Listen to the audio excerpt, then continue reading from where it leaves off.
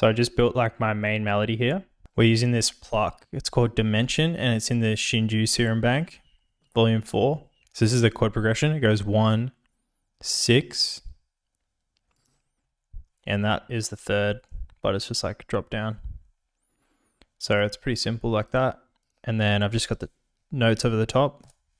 So it's like a 4-bar melody.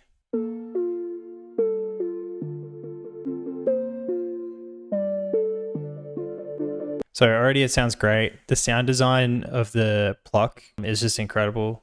And obviously because the notes were so spaced out, it kind of let the sound design do its thing as well. This is definitely a sound design technique that I'm going to use more. It worked really well in this case. So this is what I'm talking about. To add more depth to it, I just added like a bell over the top of it.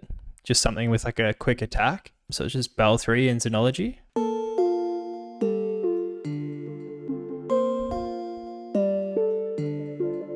And it just makes the main idea just sort of like more present in the mix. And I took out some notes just kind of like in this space here. I think mainly because for this section I was putting a lead in here. So if you actually look at the way that I space out the melody, it's got like it's got 4 elements, but it's got like 3 elements kind of like taking in turns. We've obviously got the root notes here, but if we ignore them, we've got these top notes. And then I've got like a signed lead that plays here. And then I've got another separate bell that plays on top of that. This is obviously something that I say a lot, but it's just like keeping in mind space for each element so that you can kind of like, the melody is not just like one element and a little bit boring,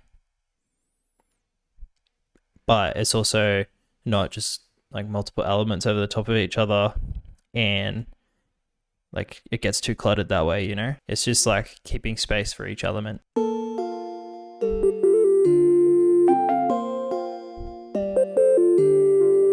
So yeah, they all just kind of have their own space in there. Sounds really good because they're all just like coexisting together or whatever. For a first section of the beat, I just used just that main element and just the drums. And then I've gone with the sign lead and that like extra bell. Just for like a third kind of variation, I got this Xenology bell, or actually, so it's an E piano. It's called Sinus EP, and that one just plays throughout.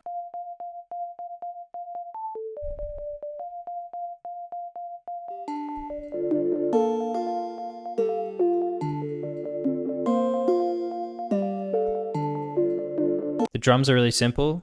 We've got 1, 2, 3, literally 3 percussive elements, and then we've got 2 808s.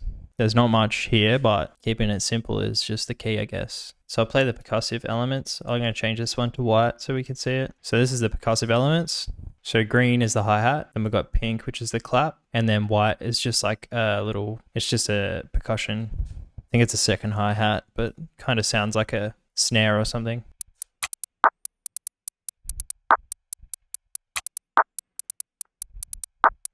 And I probably should, for like an extra section, like maybe add a new, like a second snare or just something else to just kind of like sauce it up and give the beat a little bit more variation. Then we've got our 2 808s, and they're kind of like, I'm not going to say call and response because they're not really that, but they do sort of have their own space. I mean, everyone's doing this nowadays, so it's no like surprise. I think this is really fun if you just keep it simple, but these are just like, I've just played around with the octaves, like just the way that they're voiced. But yeah, I think the main thing is just to keep it simple, because the 808s change.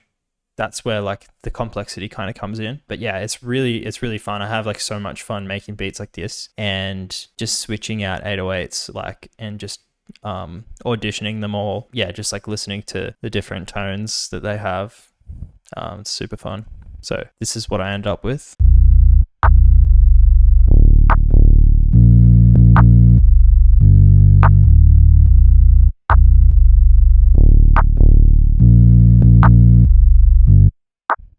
Get the gist of it?